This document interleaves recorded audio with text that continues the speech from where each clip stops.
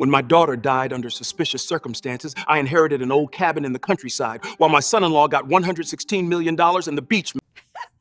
Enjoy your shack, old man. Some people just aren't worth investing. Emily knew where value belongs.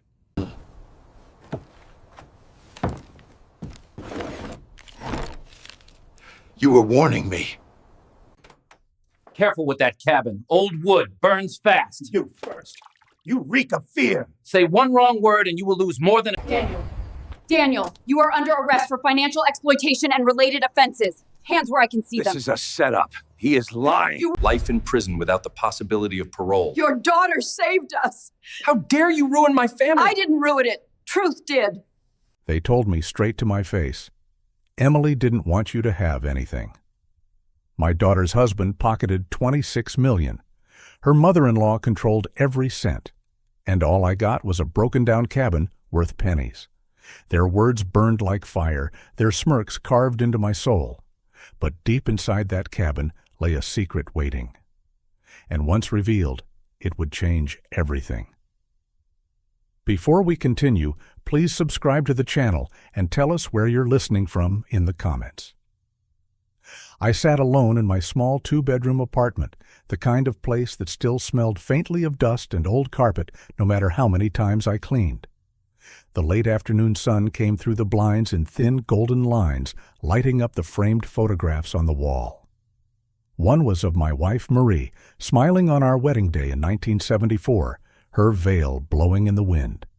Another way of Emily as a little girl, holding up a spelling bee trophy with her teeth missing from a gap-toothed grin.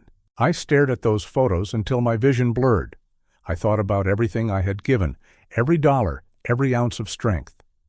I paid $60,000 for Emily's college tuition every semester, a check written out of a paycheck that barely covered my mortgage. I bought her a $22,000 car when she graduated so she could drive to her new job safely. And when she told me she wanted the wedding of her dreams, I opened my savings and handed over $35,000 so she could walk down the aisle with music, flowers, and the dress she wanted. I had done it all without hesitation. I did it because she was my daughter. And now, sitting here alone, I asked myself why those sacrifices seemed to mean nothing in the end. The will had been read just days earlier. I could still hear the scratch of the lawyer's voice, the shuffle of papers, the smirk on Dan's face. Emily's husband received the beach house worth $12 million, along with $14 million in investments. Margaret, his mother, was given control over everything else. My hand shook when I heard my name. What had my daughter, the little girl who once drew me Father's Day cards with crayons, left for me? A broken cabin in the woods, worth less than $25,000. That was all. I remember the way Dan leaned back in his chair, his arm draped across the table, looking at me as though I were a beggar at his door. Margaret let out a laugh, soft but sharp, the kind of laugh that said I was nothing more than an afterthought. I clutched the copy of the will so tightly that the paper wrinkled in my hand. It felt like Emily had stood in that room and declared to the world that her father no longer mattered, that she had chosen them over me. That realization was heavier than any stone I had ever carried. For days after, I replayed every moment of my life with Emily, searching for the mistake I had made. I thought about the nights at the kitchen table where I sat with stacks of bills spread out before me, trying to figure out how to keep the mortgage paid and still afford her textbooks.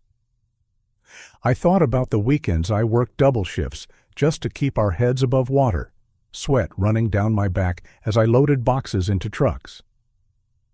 I thought about the family dinners when Marie was still alive, the smell of roast chicken filling the house, Emily laughing as she told us stories from school. All those memories turned sour, twisted by the fact that in the end she had left me behind. The betrayal cut like a blade pressed slowly and steadily into my chest. And the pain. The pain was worse than any broken bone, worse than the arthritis that gnawed at my knees. I wasn't just hurt. I was angry. Anger rose like fire through dry brush, fast and hot, devouring every corner of me. Late at night, when the world was quiet, I would sit in my worn recliner and whisper to the photograph of Marie that stood on the shelf. Marie, do you see this? Do you see what she did? Our daughter? Our Emily? She left me nothing. She left me with a shack while her husband walks away with millions. My voice would tremble, and sometimes I would close my eyes and imagine her hand on my shoulder, the way she used to comfort me when the world grew too heavy. Talking to her this way gave me the strength to keep breathing, but it also deepened the ache of loneliness. Because no matter how much I whispered into the stillness, the only answer was silence. But silence has a way of teaching you to listen to the things beneath the surface. As the days went on, something inside me shifted. I began to think more clearly. Emily was not careless. She had been cautious her whole life, thoughtful to a fault. She balanced her checkbook down to the last cent. She never signed anything without reading it 3 times. Could she really have left me out of her life so cruelly? Could she really have written me off as though I were a stranger? No, something about it did not sit right. The will felt wrong. The division of assets felt like someone else's hand had shaped it, and that cabin, that rotting structure in the woods, gnawed at my mind. Why that cabin? Why give it to me at all, unless there was more to it? I began to replay the final weeks before her death. I remembered a phone call that ended abruptly, as though she didn't want someone to hear her talking. I remembered the way she avoided my eyes the last Thanksgiving, glancing nervously at Dan each time she opened her mouth. The pieces began to click, one by one, and I realized that perhaps Emily had not betrayed me. Perhaps she had left me a clue. The cabin might be worthless on paper, but what if it held something she wanted me to find? That thought gripped me like a vice, and for the first time since the will was read, I felt something other than despair. I felt purpose. I folded the copy of the will and set it down on the table. My eyes wandered around the apartment, to the old wooden floor that I had refinished myself, to the bookshelf Marie and I had built together 40 years earlier, still holding novels whose spines had long since faded. I stood up and walked to the window, looking out over the quiet street, lined with maples just beginning to turn orange with fall. The light of the setting sun glowed against the glass. I whispered again, this time with a different tone. Marie, maybe she didn't abandon me. Maybe she was trying to tell me something. Maybe that cabin isn't a punishment. Maybe it's a message. The thought grew stronger by the hour. I could no longer sit and stew in betrayal. I had to know. The anger inside me turned into a restless determination, the kind that keeps you awake long after midnight. By morning, I knew what I had to do.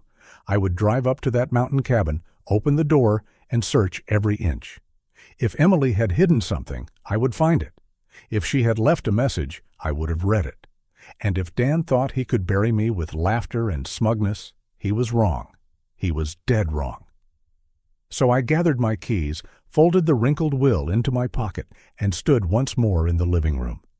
My eyes landed on the family portrait above the mantel, taken 20 years ago.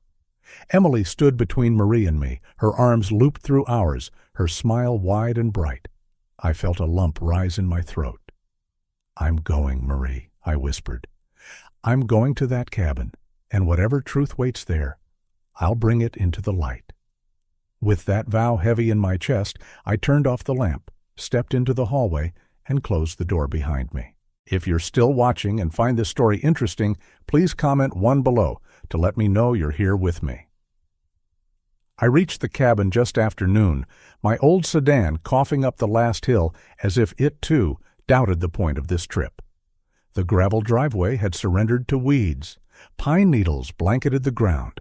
The roof sagged under years of snow and neglect, and the gutter hung at a tired angle like a loose grin. I unlocked the warped front door and pushed it in with my shoulder. Dust drifted up in slow clouds, and the smell of old wood, wet and sour, hit me first. The place felt abandoned by time itself. No electricity, no running water. A single window pane was cracked from corner to corner, a white scar through a sheet of dirt.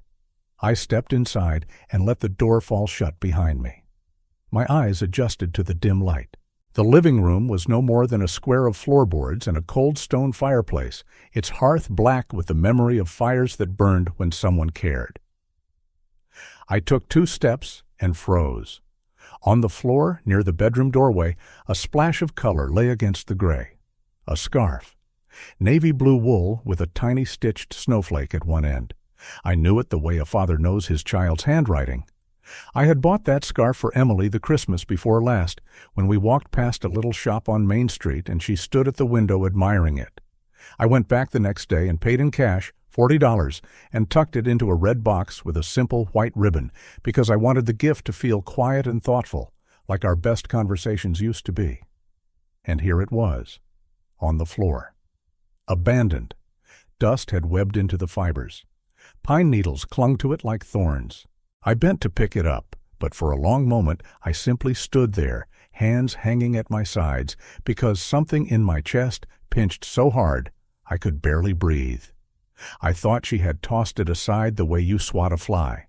I thought she had worn it here once, seen this place for what it was, and let the scarf fall as if it meant nothing, as if I meant nothing. Anger flared up hot and fast. It moved through me like a brush fire. I remembered the will and their smirks, and the way my name sounded small when the lawyer said it. I told myself this was my proof that Emily had chosen them, chosen money, chosen ease. I knelt and lifted the scarf anyway, as if holding it would somehow turn back time. A faint scent of her shampoo clung to it, clean and sweet under all the dust. I pressed it to my face. A lump rose in my throat. My eyes burned. For a minute or two, I stood perfectly still, the cabin creaking around me, the woods breathing outside, and I whispered into the wool. Why here, Emmy? Why this? I draped the scarf over the back of a rickety chair and told myself to look, to search, to do more than suffer. The cabin wasn't big. A living room, a corner that pretended to be a kitchen, a small bedroom with a door that wouldn't close, a bathroom I didn't trust. I opened cabinet doors. Empty. I checked under the sink. A nest of mice that had long since moved out. I climbed onto a chair and ran my fingers along the top of the kitchen cabinets. Dust and old nails. I checked behind the fireplace woodpile. Just spiders and silence. Then, in the bedroom, I found the only thing that seemed to belong to someone who thought about the future. A desk, solid oak, not cheap pine. Brass drawer pulls. The surface had scratches, but the grain was rich, the kind of wood you test with your fingertips because you expect it to be cold and it feels warm. Emily liked good furniture. She chose quality. Even when she was young, she saved for boots that lasted, coats that didn't fray. I pulled the top drawer. Locked. I checked the side drawers. They slid open with a stubborn scrape and offered nothing but dust, a dead moth, and a pencil stub too short to hold. I pushed them back in one by one and stared at the top drawer again. My father once told me that when people hide something, they often hide it in the most ordinary place, then lock it just to make it look unusual. I ran a fingernail under the lip of the drawer and felt nothing but wood. I tugged again. It didn't budge. I got down on my knees and felt the underside of the desk. The wood was smooth. No tape, no key. I tilted the desk forward and checked the back panel. My back complained, my knees protested, but I kept looking. Still nothing. I sat on the floor and looked around the room. A torn curtain, a nail in the wall where a picture had once hung. The floorboards were uneven, and one near the desk sat a fraction higher than the others. I pressed the edge of that board with my thumb. It gave, not much, but enough. I slid a pocket knife into the seam and pried up the plank an inch. The noise was a thin, tired squeal. Underneath lay a shallow space and a film canister, the old plastic kind with a gray lid I hadn't seen in 20 years. I snapped the lid off. Inside, a small brass key rattled into my palm. It was no bigger than the tip of my thumb. I stared at it. My heart picked up speed. I wiped it on my shirt, stood, and slid it into the drawer's lock. It turned with a clean, quiet click. The drawer opened on rails that were oiled recently, not by the years, but by someone who had planned for this moment. A manila folder lay inside. On top of it, an envelope with my name in Emily's handwriting, the same looping T she learned in 5th grade because her teacher believed in penmanship.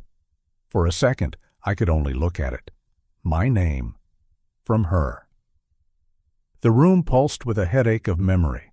I slid a finger under the flap and opened the envelope. 3 pages, dated 6 months earlier. "Dad," it began, and my throat closed. The second sentence was a knife and a balm at once. If you're reading this, it means something happened to me. She told me Dan watched her phone. She told me he checked her emails, that he had a way of appearing when she was alone, asking what she had done that day, who she had spoken to. She had bought the cabin because it was out of his reach.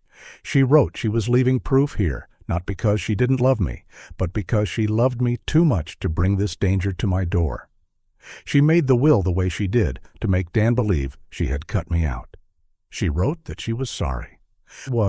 She wrote that she was scared. She wrote that there was a folder underneath this letter, and in that folder there were bank statements, emails, photographs of documents, and notes she had taken by hand. I kept reading, breath held. She wrote that Dan wasn't just cruel, he was a thief. He was stealing from his elderly clients, people in their 70s and 80s, people who trusted him. He called it rebalancing. He called it opportunity. He called it tax strategy. But he moved money into accounts with names she didn't recognize, and when she tried to ask him a simple question, he smiled and changed the subject. I set the letter down on the desk for a moment because my hands were shaking. The cabin was so quiet I could hear the wind in the pines like soft voices in another room. I slid the manila folder out and opened it. The first bank statement belonged to a woman named Eleanor Whitfield, 83, with a neat signature at the bottom of her monthly forms. In January, her balance showed a little over $2 million. By June, it limped along at less than $30,000. The withdrawals were labeled authorized transfers, with codes next to them that meant nothing to me but must have meant everything to someone who planned to disappear other people's money. Another statement belonged to a man named Harold Chang, 91, whose retirement had stood at $1.8 million and then seemed to evaporate into a string of investments that had no addresses you could visit and no phone numbers you could call. I swallowed and turned pages. The pattern repeated, like a terrible song you could not stop hearing. Elderly names, big balances, vanishing. There were printed emails, too, one thread between Dan and a man named Rick Dawson. The subject lines were cold and spare. Came in paperwork. Q3 transfers. Need authorizations. Dan's tone was not a mistake. It was casual cruelty. He wrote that Eleanor was too confused to notice. He wrote that Harold's son lived in Seattle and visits once a month, maybe, as if distance were permission. The emails had dates, they had times, they had amounts. $50,000 here, $75,000 there, $120,000 moved on a Friday at 4:58 p.m., so it would slide under a weekend and vanish without fuss. I pressed my fingers to my eyes until I saw sparks. When I lowered my hands, I saw the last pocket of the folder held a small digital recorder, the kind with a red button and a screen no bigger than a postage stamp. I set it gently on the desk and didn't press play. Not yet. I wasn't ready to hear his voice. I read more. Emily had taken notes in her own handwriting. March 15th. Found transfer forms in Dan's office. Signatures look wrong. March 22nd. Called the bank pretending to be Eleanor's niece. The bank said Eleanor complained. Dan told them she's confused. He told them not to worry her about details. April 3. Dan asked me again if I had moved anything on his desk. April 18. Found a baggie in his car. Looks like cocaine. Mood swings explain themselves. May 1st. He knows? He grabbed my arm, bruise on wrist. The words tilted on the page there, as if written by a hand that wanted to run. I pressed the red button on the recorder. It crackled and then opened into a room where Dan's voice sounded as if he stood at my shoulder. He spoke to Rick Dawson. He spoke lightly. He spoke about people as if they were coins he could stack and spend. When Rick suggested they slow down, Dan laughed and said, "I have it handled on my end. Sarah doesn't suspect anything." My name for her, Emily, always Emily, but on paper, here she was Sarah, because that is what the transcript of the original story used. This was my Emily speaking through the pages, and I would forgive the mismatch to follow her truth. The recording went on. I heard Dan say he had begun adding a little antifreeze to her coffee because it would look like a neurological condition. He said the words calmly. He described the stairs in our house. He said that accidents happen. I stopped the recording and set the device down. I stared at the wood grain of the desk until the lines doubled and blurred. I did not rage. Not then. The anger cooled into something heavier and more useful. A weight I could lift, a wheel I could turn, a tool. I stacked the documents into neat piles. I photographed every page with my phone, even though there was no cell service up here, because I wanted the images saved the instant I found them. I slid the photos into 3 separate folders. I took the USB drive taped to the bottom of the desk, where only a desperate person would have looked, and tucked it into my pocket. I folded Emily's letter and put it in my wallet. Then I stood and walked back to the living room. The scarf still lay over the chair, navy blue in the half-light. I picked it up again and felt, finally, what I should have felt the moment I saw it. Not abandonment, not contempt, urgency. She had been in a hurry. She had dropped it because her hands were full. She had left it because she had to run.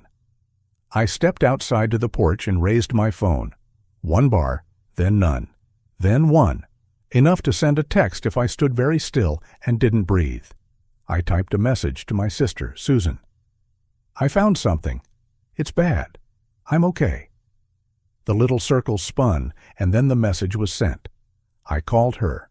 The call failed. I called again.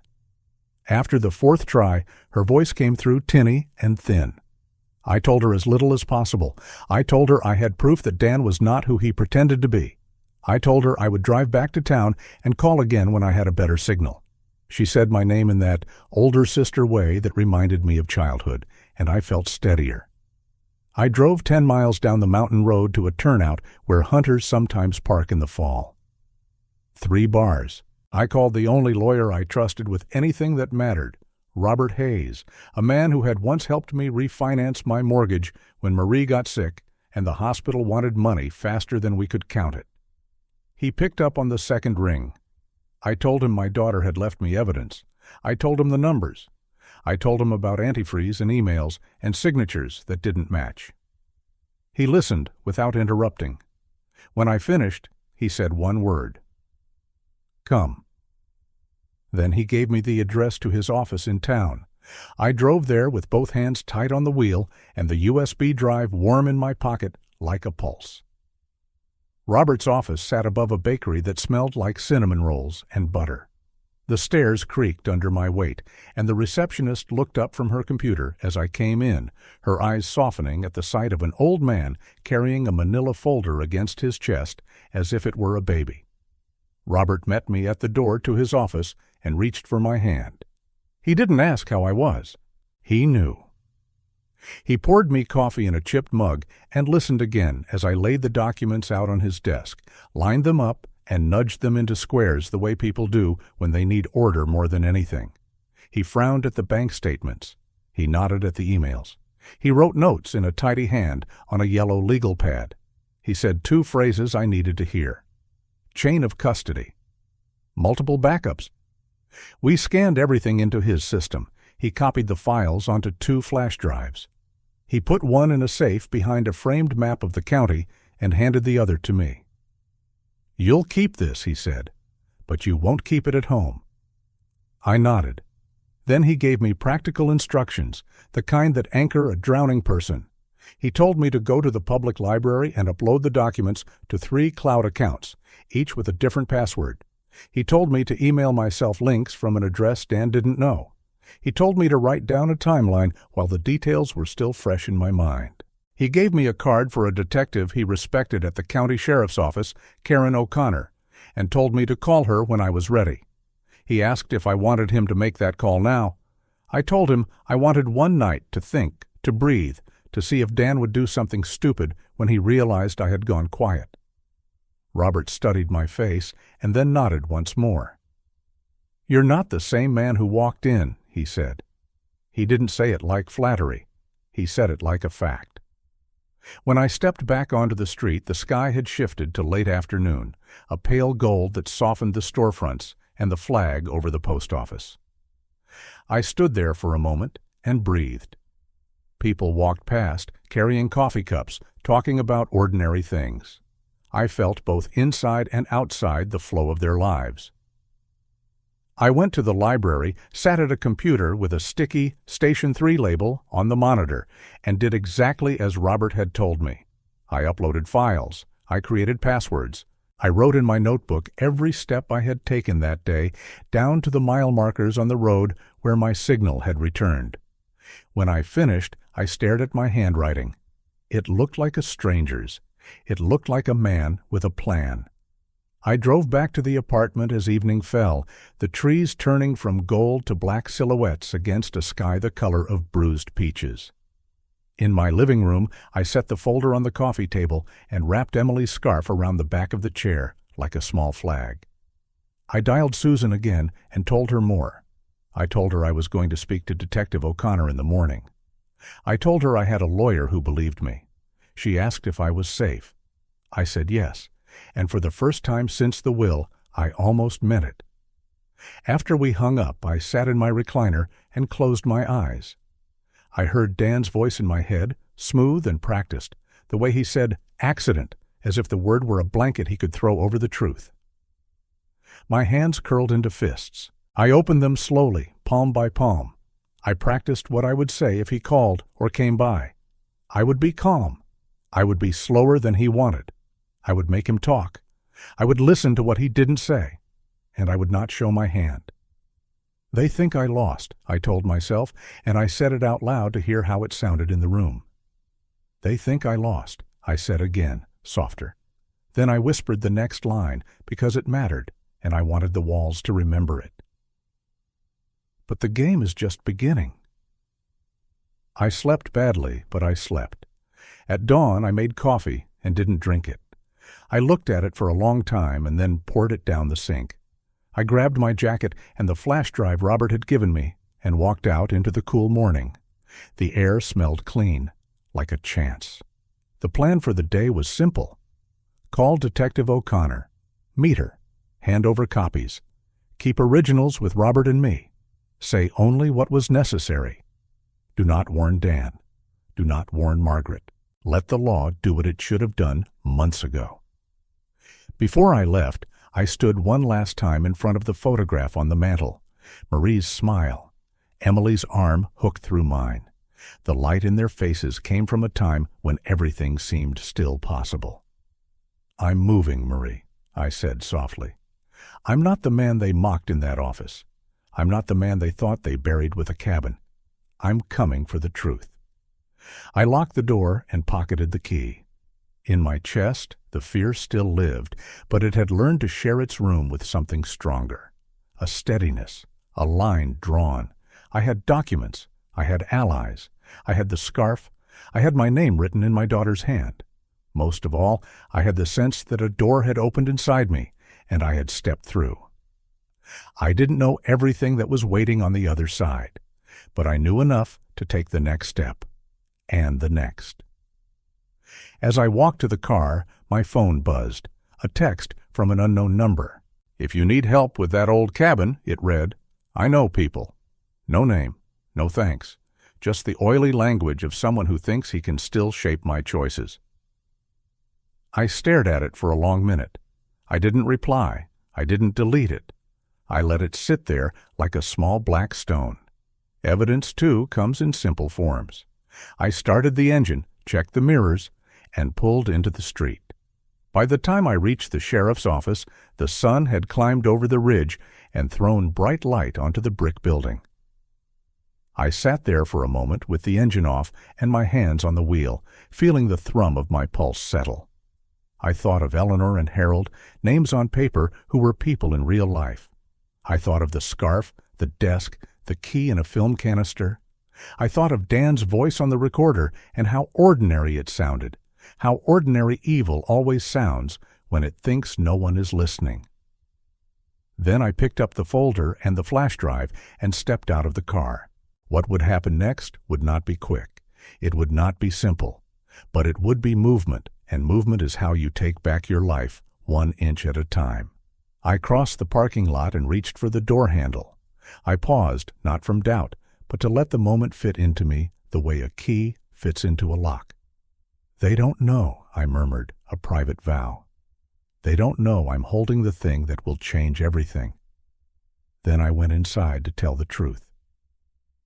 If you're still watching and find this story interesting, please comment 2 below to let me know you're here with me. I went back to Robert's office first thing in the morning because sleep had only sharpened the edges of what I'd found. The building smelled like coffee and cinnamon from the bakery downstairs, warm and steady, but my hands were cold as coins. Robert unlocked his door and waved me in. We didn't waste time. I set the folder on his desk, pulled out the pages I hadn't finished the day before, and breathed in once, slow to steady the tremor in my fingers. I told myself to read every line, to see what Emily had seen, to let the truth do the work I could not do alone. The first document on top was heavier than paper ought to feel. A life insurance policy, $8 million, the kind of number that changes the temperature in a room. Emily's name was there. The beneficiary line held Dan's full name, printed crisp and black as if ink could be honest. What stopped me wasn't only the amount. It was the witness's signature. Margaret, his mother. The curves of her letters were neat and deliberate. I stared at them until they blurred. My face felt hot, then cold. It was as if the paper itself reached up and slapped me. There was a space on the form for the agent's notes, a date 2 weeks before Emily died. A note that the client felt confident, that spousal approval obtained, that policy delivered at residence. I could see it if I closed my eyes.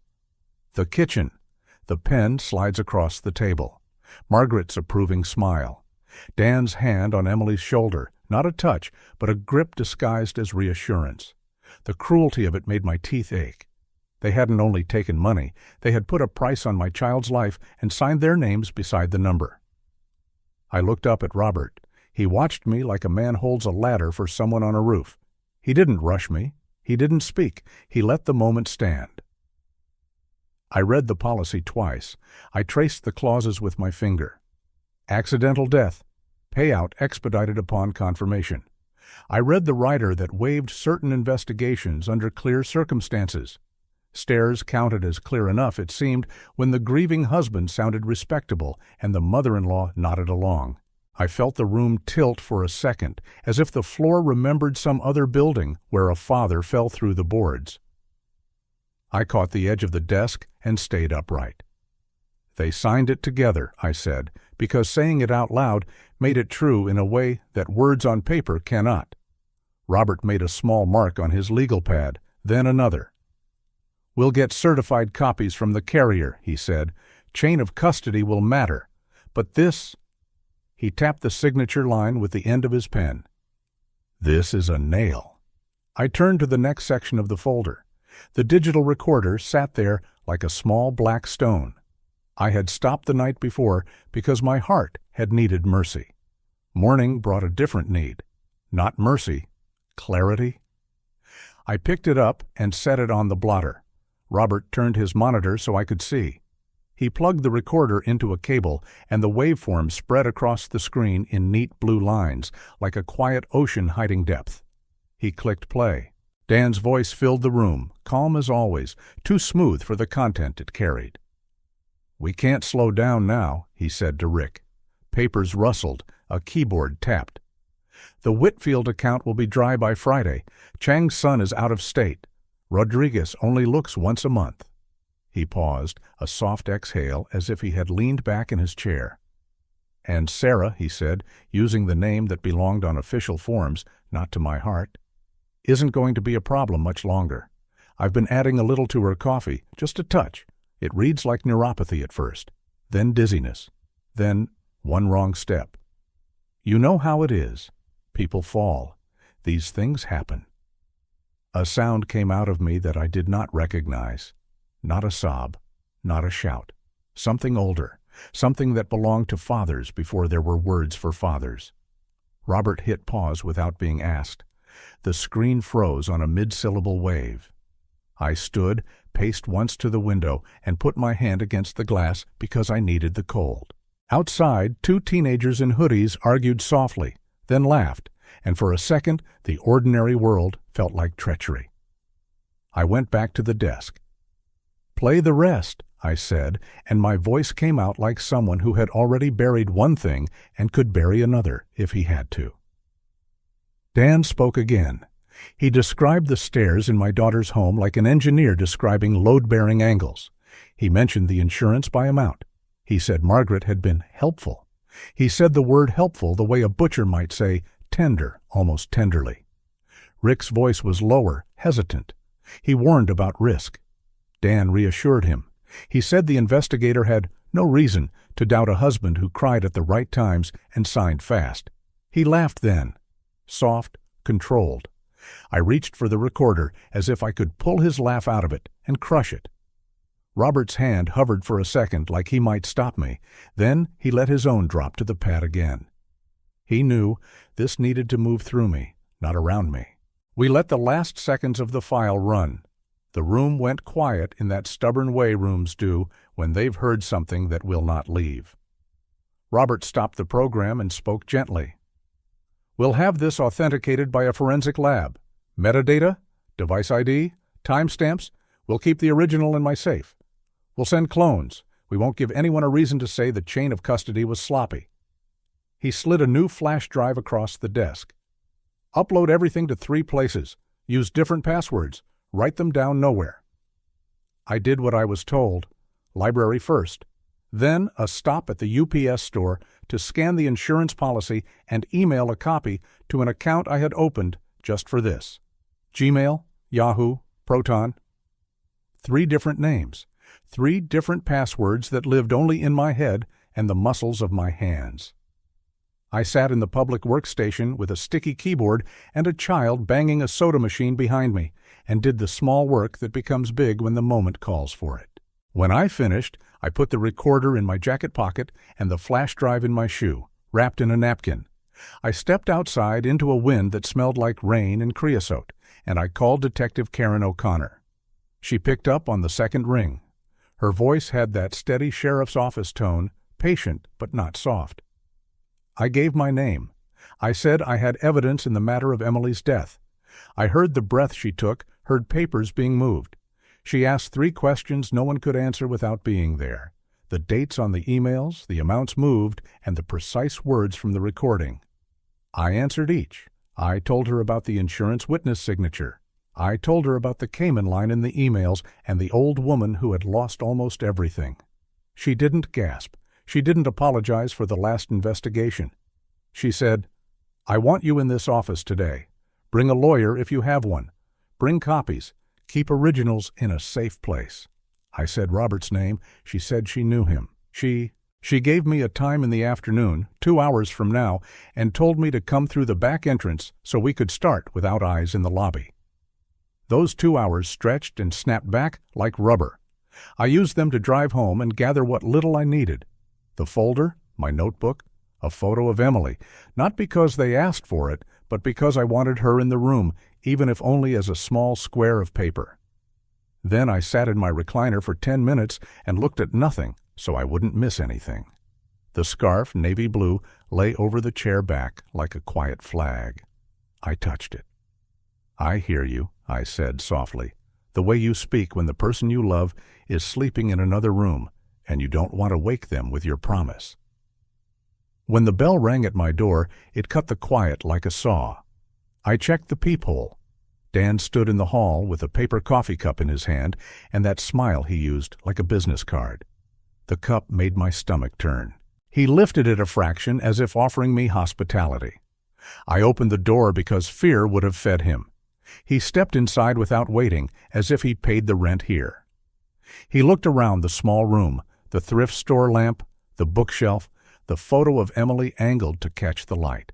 He shook his head, almost sadly, like a man who cannot understand why others choose less when they could have more. He said he was checking on me. He said he was worried about me after the will because it must have been a shock. I did not let my face show a single thing. I did what Robert had told me to do. I slowed everything by half. I offered him a seat. I took the chair nearest the door. I asked if he wanted water. He waved the question away and took a sip of his own drink. The smell that rose from the cup, fake hazelnut, caught in my throat. He glanced at the scarf. He frowned, almost imperceptibly. Then he smiled again. He asked if I had made it up to the cabin yet. He asked if I needed help with disposal. He said he knew a company that could clear out old junk cheaply if you paid in cash. I watched the way his eyes didn't blink when he lied. I let 3 beats pass between every sentence. I drove up, I said. It's in bad shape. I let a 4th beat pass, then, I haven't decided what to do. He smiled in a way that showed a single tooth, then hid it. Sometimes, he said, these old places just collapse. Weather, time, one spark. He swirled his coffee. You'd be doing the county a favor if you cleared it out. Less liability. The word liability pinged against my ribs like a thrown pebble. I said nothing. Silence makes some men confess. He didn't. He stood, took a breath through his nose like a runner gauging the air, and put his hand briefly on my shoulder as if we were family. The touch was light, but it was a touch. Call me if you need anything, he said. In the doorway, he turned back. Oh, one more thing. If anyone asks, Emily was taking supplements for dizziness, the herbal kind. It's in her cabinet. He smiled again. Just in case they check. He left. I stood in the center of the room and let the echo of his footsteps run down the hall and out of my building into the street. Then I washed my hands because the idea of that touch sitting on my shoulder like a stain made my skin itch. I looked at the clock. I had 40 minutes to get to the sheriff's office. I grabbed the folder and the flash drive and left. Detective O'Connor met us in a small interview room with cinder block walls painted a patient beige. The table was scarred in the ways tables get scarred when truth is told on them over years. She shook Robert's hand and then mine. Her eyes did not wander. They did not pity. She asked if she could record, and I said yes. I set the folder on the table, slid the insurance policy to the top, and began. I told it plain. The cabin, the scarf, the desk. The key is in an old film canister, the letter, the bank statements, the emails, the recorder, the words from Dan's mouth, the amount on the insurance, the witness signature. I kept my voice even. I did not hurry. Each page I showed, I placed on the table and turned so it faced her. She read quickly, but not carelessly. She took notes in careful block letters. She asked for dates twice, and I gave them. She asked where I had stored copies, and I told her which clouds held which files. She asked if anyone else knew, and I said only Robert and my sister Susan, who knew little more than that I was not alone in this anymore. When she reached the policy with Margaret's signature, she stopped writing. She studied the line, then looked up at me. "Do you have any reason to believe your daughter signed this under duress?" she asked. I wanted to say yes so loudly it would rattle the fluorescents in the ceiling. Robert's hand rose slightly, not to stop me, but to caution me to speak what I could swear to now. I shook my head slowly. "I believe she signed it surrounded by pressure," I said, "and by lies, and by fear." O'Connor nodded. "That will do," she said, almost to herself. She asked me to play the recording. Robert slid the device across the table. She plugged it into a small speaker and pressed play. Dan filled that room too. The same smooth tone, the same list of people whose names should have been protected, not plundered.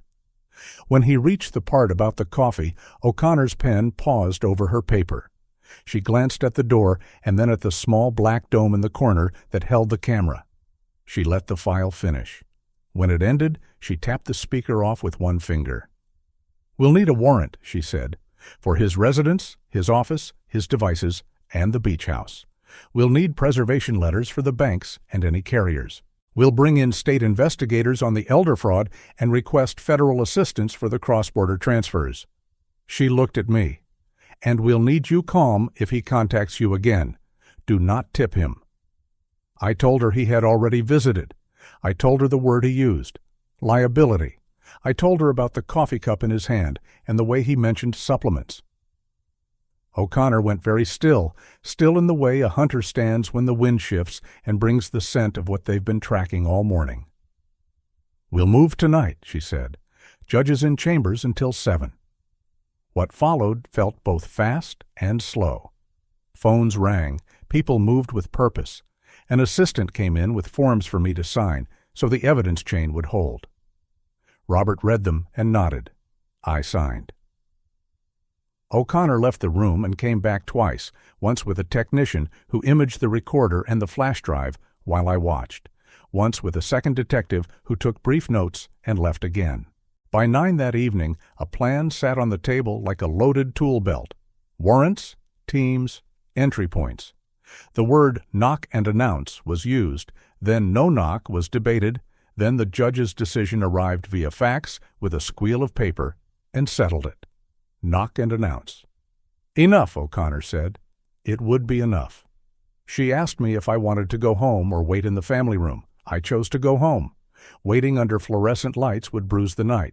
I needed my own chair, my own wall, my own quiet. She told me she'd call when they had him. She didn't say if, she said when. At home, the hours stretched and snapped, then stretched again. I did the only things there were to do. I washed a plate that didn't need washing. I folded a towel that didn't need folding. I stood at the window and watched the street, not because I expected him, but because I wanted to see the ordinary and remind myself that ordinary still existed. Around 2 in the morning, I sat down, closed my eyes, and pictured Emily at 7 years old, losing her front tooth and laughing anyway because she liked the way it whistled when she said the letter S. I held that sound in my mind and let it replace the smooth cruelty of Dan's voice. At 3:08, my phone rang. O'Connor. Her voice was calm, but it carried a current.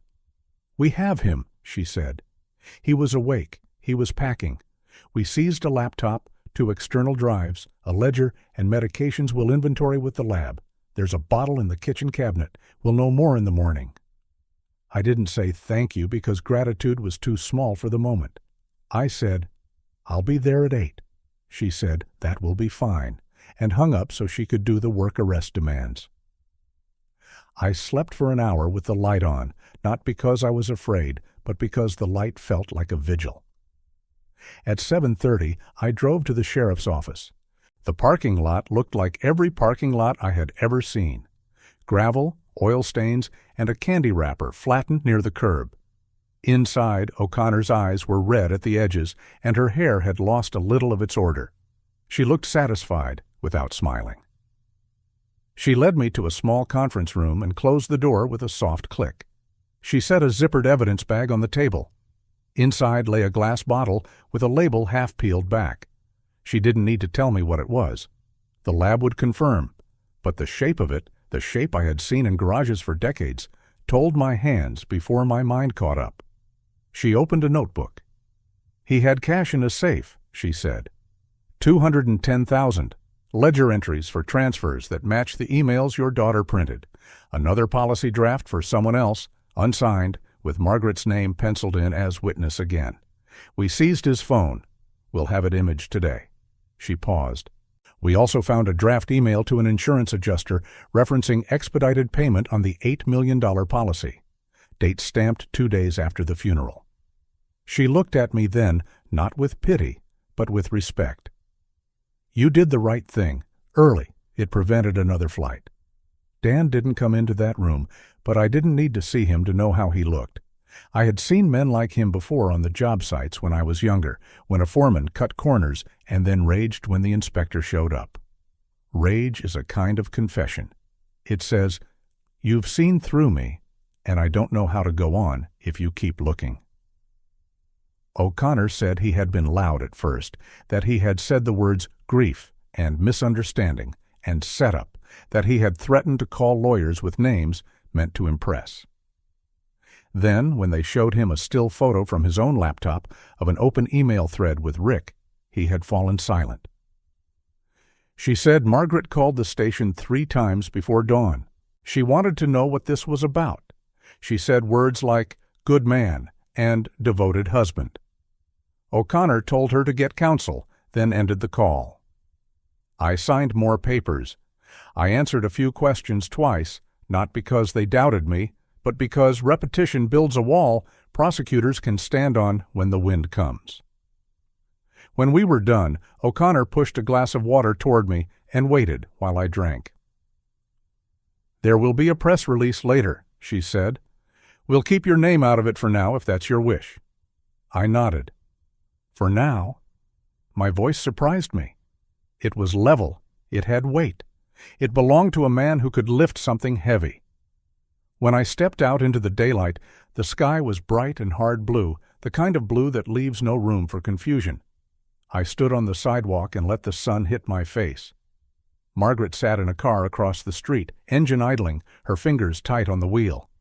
Our eyes met through 2 panes of glass and 40 years of difference. She looked away first. Her mouth moved. I didn't need to hear the words. I could read them. "How dare you?" I said nothing. Silence was the correct language.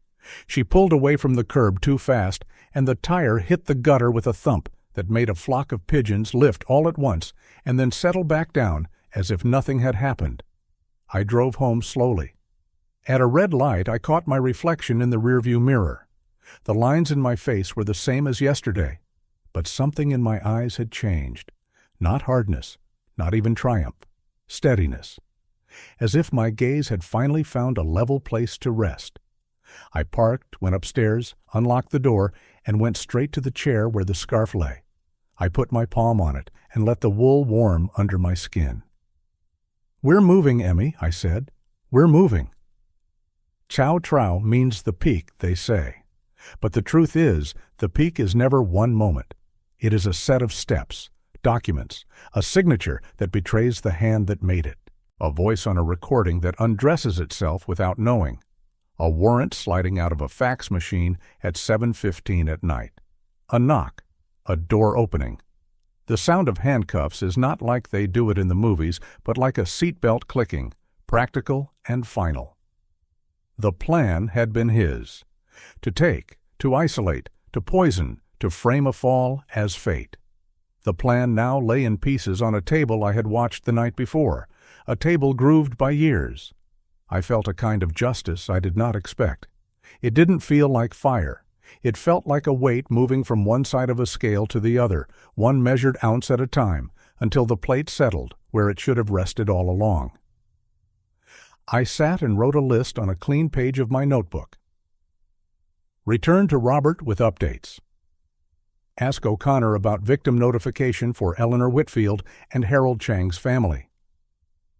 Contact the insurance carrier through counsel and provide notice of suspected fraud regarding the $8 million policy. Buy a small fireproof box for the flash drive. Keep a copy at Susan's house without telling her the details she didn't need to know. Drink water, walk outside once an hour. Eat something that isn't from a package. Simple, ordinary orders for a day that had cracked open. By afternoon, I had a voicemail from a number I didn't recognize. I pressed play.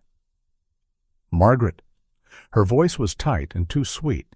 She said she was deeply sorry for my loss, in a way that made the words sound like a threat.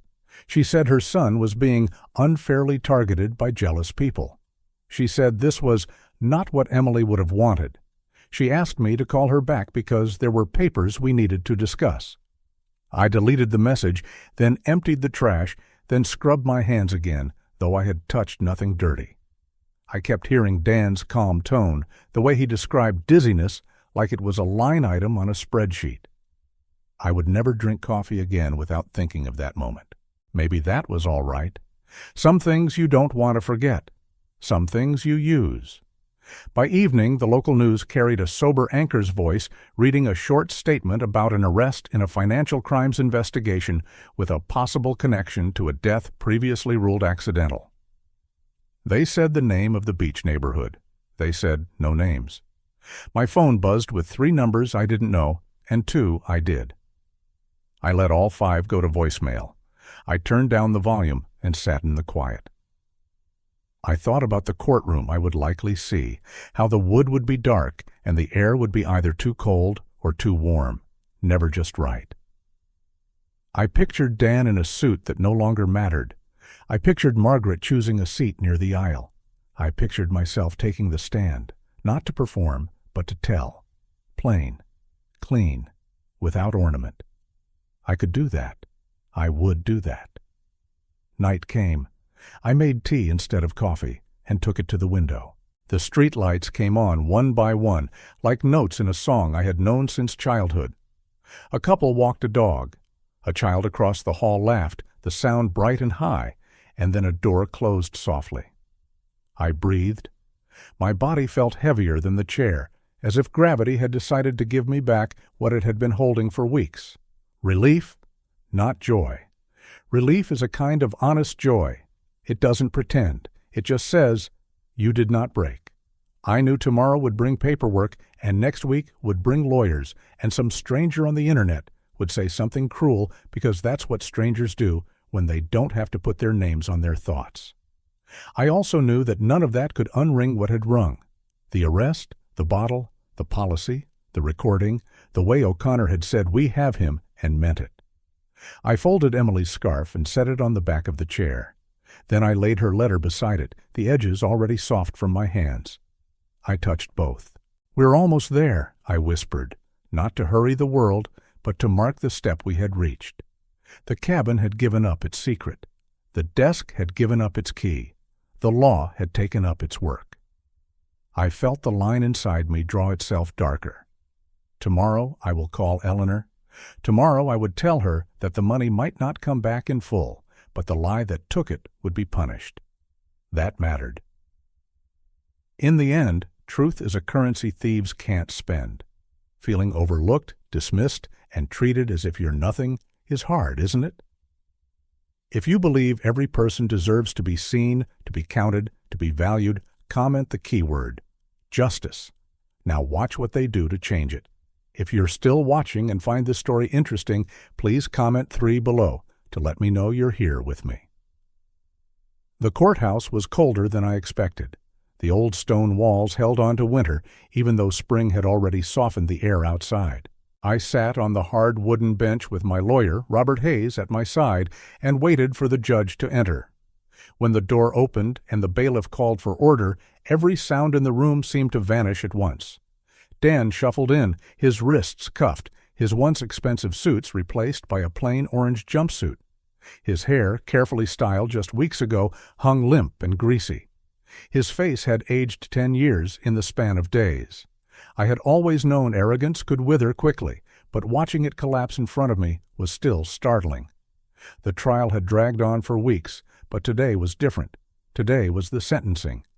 When the judge read the words, "Life in prison without the possibility of parole," the air itself seemed to release.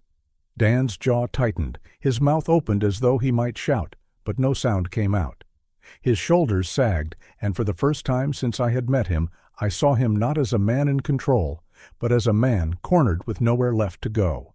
Margaret was in the gallery, her face pale, her lips trembling. She tried to stand, but her knees gave way, and 2 officers helped her back to the bench. I didn't look at her long.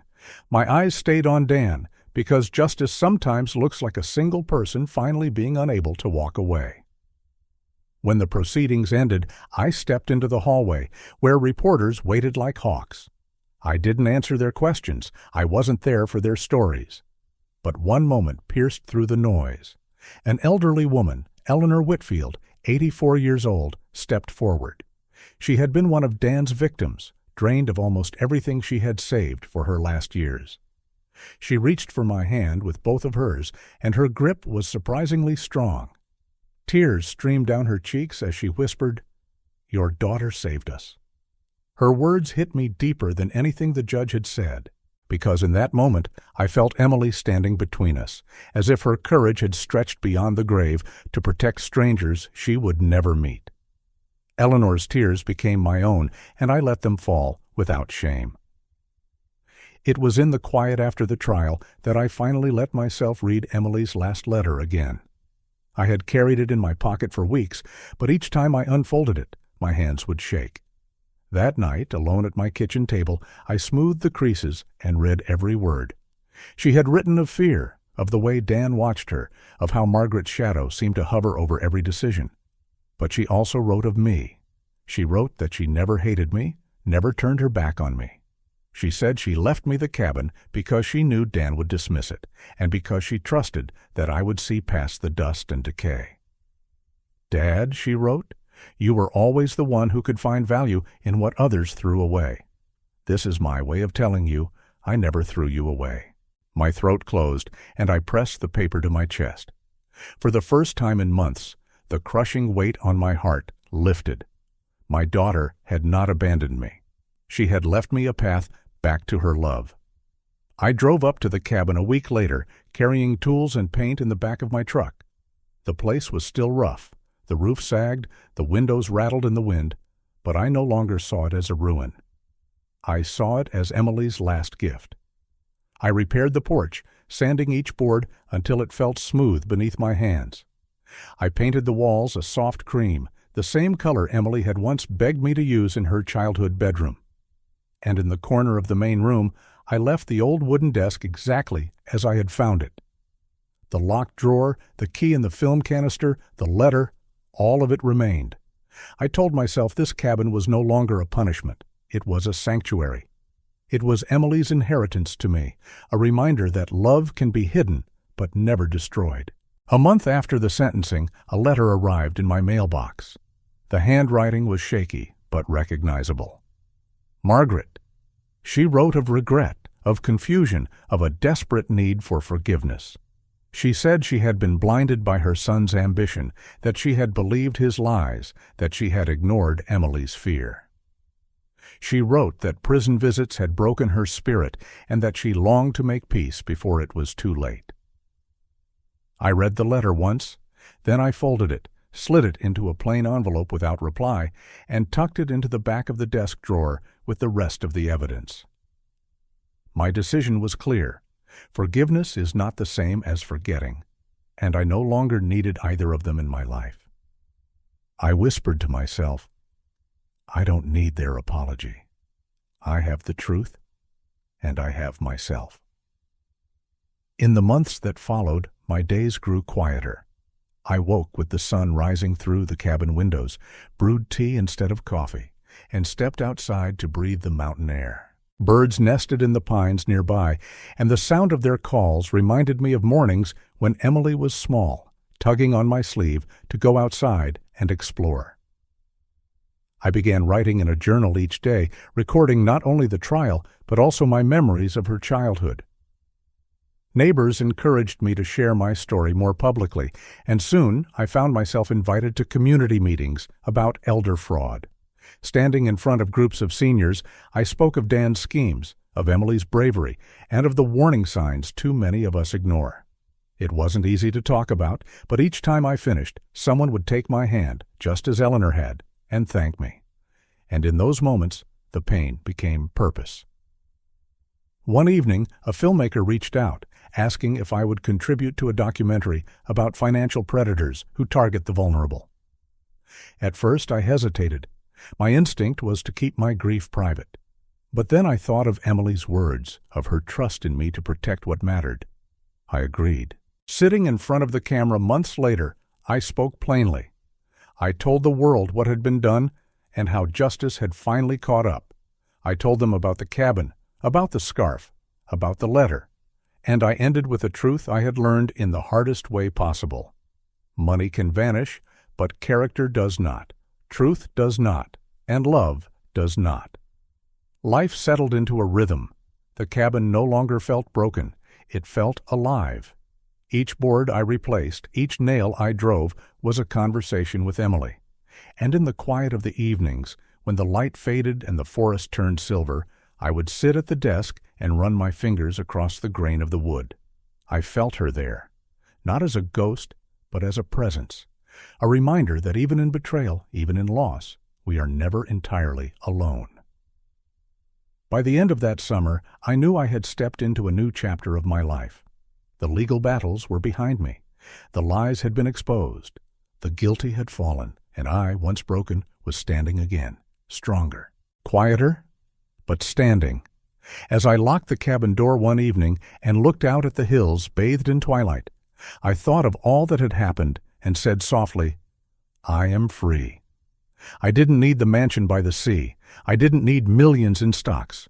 What I needed was peace. And at long last, I had it. The cabin no longer felt like a broken shell. After months of repairing it with my own hands, it had become a home worth more than $200,000, standing proud in the quiet of the pines. The roof no longer sagged, the windows held firm, and the porch looked out over a stream that glittered in the sun. Every morning, when I pushed open the cabin door, cool mountain air filled my lungs, and I remembered what freedom felt like. The silence was not heavy anymore. It was peaceful. This was not the inheritance of shame that Dan and Margaret wanted me to believe in. This was Emily's gift, and I cherished it. I filled my days with work that gave me meaning. I joined a small local group dedicated to protecting seniors from financial scams. Every Wednesday evening, I sat in a community hall with others my age, listening to their stories, warning them about tricks con artists use, and telling them what had happened to me. At first, my voice shook, but each time I spoke, I felt stronger. People leaned in, nodding, whispering to each other that they saw themselves in my story. I wasn't just reliving my pain, I was helping others avoid it. That gave me more satisfaction than any mansion or stock portfolio ever could. Letters still arrived from Margaret, written in a shaky hand that seemed more desperate each time. She begged for forgiveness, for one chance to explain. I never read more than a few lines. One afternoon, when I opened an envelope and saw her familiar handwriting, I tore it down the middle, then into quarters, and let the pieces fall into the trash. Standing there, I whispered into the empty room, I don't need them anymore. I have myself. The words rang with finality. It wasn't bitterness, it was liberation. Not long after, the community honored Emily. They handed me a framed certificate, naming her a silent hero for exposing Dan's schemes, even at the cost of her own life. The plaque was simple, just black letters on a white background, but when they placed it in my hands, my chest ached with pride. Tears blurred my vision, and for a moment I imagined her standing beside me, smiling, her arm linked through mine. I set the plaque on the mantel above the cabin's fireplace, next to the scarf I had once given her. Together, those objects told a story that would outlive us both. In quiet evenings, as the fire crackled, I thought about what this long road had taught me. For parents, I realized the greatest gift we can give our children is not wealth or property, but a clear sense of values. We must also keep our independence, our dignity, so that our children know where the lines are drawn. Love does not mean surrendering all control. Love means teaching boundaries and living by them. For children, the lesson is even sharper. Ambition, if left unchecked, can blind you. It can poison blood ties, turn laughter at the dinner table into silence in the courtroom. Nothing you gain by betrayal will ever last. And about human nature in this modern world, I saw it plain as day. Greed has the power to destroy families, reputations, and even lives. But truth and justice, though slower, always rise to the surface. Lies sink under their own weight. The real wealth in this world is not measured in dollars, it is measured in character. One evening, after a long day with the group, I returned to the cabin to find a small package left on the porch. Inside was a handmade quilt, each square sewn by members of the community. In the center, stitched in blue thread, were the words, "In honor of Emily, who gave her truth so others could be free." I held the quilt to my chest, and the warmth of it seemed to spread through my whole body. It was a reminder that Emily's story had not ended with her death. It lived on in every person who chose to listen, to learn, to fight against exploitation. News trickled in about Dan and Margaret. Dan remained in prison, facing not only a lifetime behind bars, but also civil lawsuits from victims across the state. He would never again see the inside of a luxury home. Margaret, I heard, had moved into a small rental unit in the city. Neighbors whispered she kept to herself, carrying shame like a permanent weight. She sent letters, but I never replied. Their lives had shrunk to shadows. Mine had opened to light.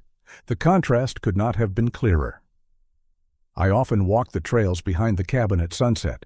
The trees glowed gold, the water in the stream caught the last rays of light, and the mountains stood silent as guardians. On those walks I spoke to Emily, not loudly but in whispers. You fought as hard as you could, my girl. Now I'll live the rest of my days for both of us. Saying it aloud gave me peace. It made the grief softer, like a scar that no longer hurt when touched. I know now that I didn't lose everything. I gained something far greater. I gained the understanding that no betrayal, no lie, no greed can strip away who we are inside. I carry Emily's strength with me. I carry my own dignity. And I carry the knowledge that I am not defined by what was stolen, but by what I chose to hold on to.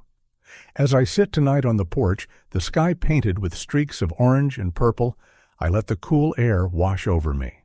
The plaque, the quilt, the cabin, they all remind me that healing is possible. I don't wait for apologies that will never come. I don't dream of mansions that were never mine to begin with. I sit, I breathe, and I know that I am exactly where I am meant to be. Emily, I whisper as the first stars appear, you gave everything you had, and now I will live the rest of this life carrying your love, your truth, and your courage. That is enough. The story has come to an end. I hope it has brought you valuable lessons and insights. If you enjoyed this content, please like, share, and subscribe to the channel so you won't miss the next video. Goodbye, and see you again.